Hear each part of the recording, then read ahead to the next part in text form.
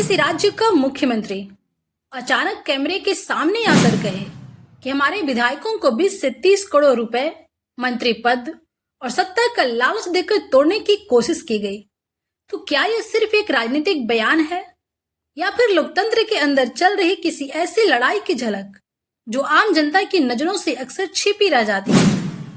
और अगर ये आरोप सच हैं, तो सवाल सिर्फ जम्मू कश्मीर का नहीं है। सवाल है कि क्या जनता के वोट की कीमत अब करोड़ों रुपए में तय होने लगी है? लेकिन अगर ये आरोप गलत हैं, तो फिर इतने गंभीर आरोप लगाने के पीछे मकसद क्या है? क्या यह विपक्ष की राजनीतिक रणनीति है या फिर चुनावी माहौल बनाने की एक कोशिश? दोस्तों, आज हम किसी राजनीतिक दल का पक्ष नहीं लेंगे। आज हम किसी नेता को सही या गलत साबित करने भी नहीं आए हैं। आज हम केवल तथ्यों की बात करेंगे, जो बातें देश के बड़े मीडिया संस्थानों ने प्रकाशित की है, जो बयान नेताओं ने खुद कैमरे पर दिए हैं और जिन घटनाओं ने एक बार फिर पूरे देश में ऑपरेशन लोटस की बहस को जिंदा कर दिया है। इस वीडियो में हम जानेंगे आखिर पूरा मामला क्या है, मुख्यमंत्री उमर अब्दुल्ला ने ऐसा आरोप क्यों लगाया, बीजेपी ने इसका क्या जवाब दिया, क्या पहले भी ऐसे आरोप देश के दूसरे राज्यों में लग चुके हैं, और सबसे बड़ा सवाल, क्या लोकतंत्र में सरकारें जनता बनाती हैं या फिर राजनीतिक जोड़ तोड़? वीडियो को अंत तक जरूर देखिएगा, क्योंकि आखिर में हम उन सवालों पर भी बात करेंगे जिनका जवाब अभी तक किसी के पास साफ नहीं है। तो चलिए शुरू करते हैं। दोस्तों, जम्मू कश्मीर एक ऐसा राज्य जिसने पिछले कुछ वर्षों में राजनीति के लगभग हर बड़े बदलाव को बहुत करीब से देखा है। 2019 में अनुच्छेद 370 हटाया गया, राज्य का दर्जा समाप्त हुआ, जम्मू कश्मीर को केंद्र शासित प्रदेश बनाया गया, उसके बाद नई विधानसभा के चुनाव हुए और आखिरकार नेशनल कॉन्फ्रेंस के नेता उमर अब्दुल्ला मुख्यमंत्री बने। ऐसा लग रहा था कि लंबे राजनीतिक अस्थिरता के दौर के बाद अब सरकार अपने काम पर ध्यान देगी, लेकिन कुछ ही दिनों पहले एक ऐसा बयान सामने आया जिसने पूरे राजनीतिक माहौल को गर्म कर दिया। मुख्यमंत्री उमर अब्दुल्ला ने सार्वजनिक रूप से दावा किया कि उनकी पार्टी के कुछ विधायकों से संपर्क किया गया है और उन्हें सरकार छोड़ने के बदले 20 से 30 करोड़ रुपए तक की रकम, मंत्री पद और सत्ता में हिस्सेदारी जैसे प्रस्ताव दिए गए। उन्होंने इस पूरी कोशिश की तुलना उस शब्द से की जिसे भारतीय राजनीति में पिछले कई वर्षों से बार बार इस्तेमाल किया जाता रहा है, और वो है ऑपरेशन लोटस। इसके बारे में और आगे भी जानेंगे। अब यहाँ एक बात समझना बहुत जरूरी है, ऑपरेशन लोटस कोई आधिकारिक सरकारी योजना नहीं है। यह एक राजनीतिक शब्द है जिसका इस्तेमाल विपक्षी दल तब करते हैं जब वे आरोप लगाते हैं कि बीजेपी उनके विधायकों को अपनी ओर लाने की कोशिश कर रही है।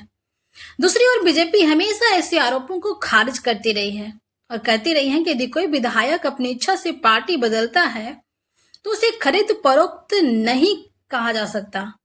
यानी यह शब्द खुद एक राजनीतिक विवाद का हिस्सा है और इसी वजह से हर बार इस पर तीखी बहस छिड़ जाती है।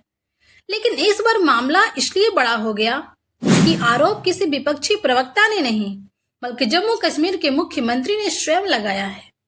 उन्होंने कहा कि अगर किसी के पास बहुमत है तो फिर दूसरे दल के विधायकों को तोड़ने की कोशिश क्यों की जाएगी। उन्होंने दावा किया कि उनकी पार्टी के विधायकों को ऐसे प्रस्ताव पहुंचाए गए, ऐसे प्रस्ताव दिए गए, लेकिन किसी ने उन्हें स्वीकार नहीं किया। अब सवाल उठता है, क्या मुख्यमंत्री ने उन विधायकों के नाम बताए हैं? क्या किसी बातचीत की रिकॉर्डिंग सामने आई है? क्या कोई दस्तावेज सार्वजनिक किया गया? अब तक सार्वजनिक रूप से ऐसे ठोस सबूत तो सामने नहीं आए हैं। यही वजह है कि इस पूरे मामले में राजनीतिक बयान और तथ्य दोनों को अलग अलग समझना बेहद जरूरी है। यहीं से कहानी एक नया मोड़ लेती है, क्योंकि मुख्यमंत्री के इस बयान के कुछ ही समय बाद भारतीय जनता पार्टी ने भी कड़ी प्रतिक्रिया दी।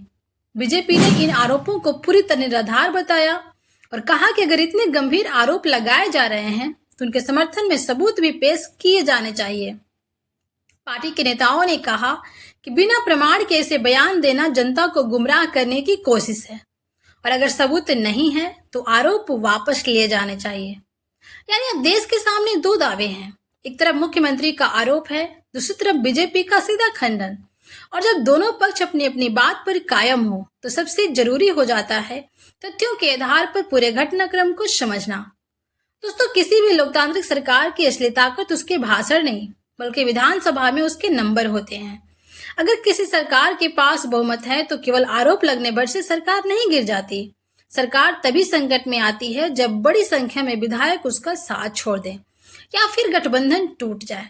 यही वजह है कि उमर अब्दुल्ला के आरोप सामने आने के बाद कई मीडिया संस्थानों ने सबसे पहले विधानसभा के नंबर गेम पर चर्चा शुरू की।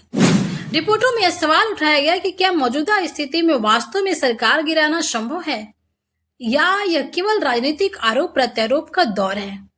मीडिया रिपोर्टों के अनुसार उन्होंने दावा किया कि उनकी पार्टी के एक विधायक से संपर्क किया गया। उसे कथित रूप से कहा गया कि अगर वह सरकार का साथ छोड़ दे तो उसे 20 से 30 करोड़ रुपए, मंत्री पद और यहाँ तक कि जम्मू कश्मीर को राज्य का दर्जा दिलाने जैसी बातें भी कही गई। ध्यान देने वाली बात है कि ये मुख्यमंत्री के आरोप हैं। इन आरोपों के समर्थन में अब तक कोई सार्वजनिक ऑडियो, वीडियो या दस्तावेज सामने नहीं आया है। आरोप सामने आते ही बीजेपी ने भी तुरंत जवाब दिया। पार्टी के राष्ट्रीय प्रवक्ता सुधांशु त्रिवेदी ने इन आरोपों को बेबुनियाद और गैर जिम्मेदाराना बताया। उन्होंने कहा, अगर मुख्यमंत्री के पास कोई प्रमाण है तो उसे देश के सामने रखा जाए, और अगर प्रमाण नहीं है तो इतने गंभीर आरोप लगाने के लिए सार्वजनिक रूप से माफी मांगनी चाहिए।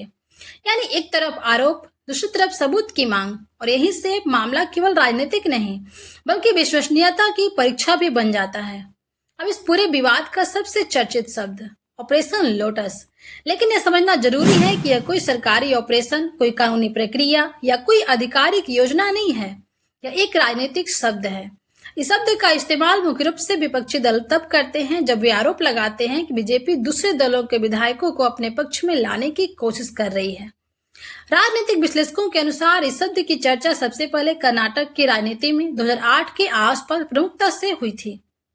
बाद के वर्षों में भी कई राज्यों की राजनीतिक बहस में इसका इस्तेमाल होता रहा। हालांकि अलग अलग मामलों में आरोप और उनके तथ्य अलग अलग रहे। इसलिए जब भी कोई नेता ऑपरेशन लोटस कहता है तो उसका मतलब किसी आधिकारिक योजना से नहीं बल्कि कथित राजनीतिक जोड़तोड़ के आरोपों से होता है। अब सवाल ये कि क्या पहले भी ऐसे आरोप लगे हैं?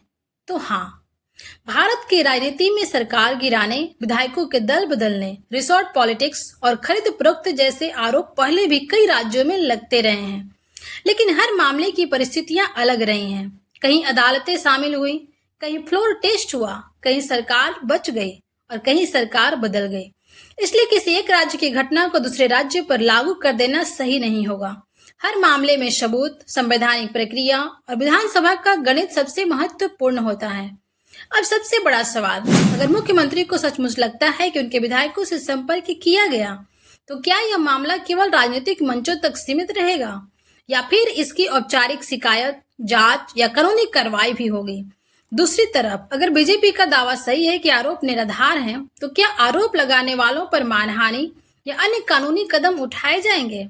यही वे सवाल हैं जिनके जवाब आने वाले दिनों में इस पूरे विवाद की दिशा तय करेंगे। लेकिन अब समय है उस सवाल का जो शायद इस पूरी बहस का सबसे महत्वपूर्ण सवाल है।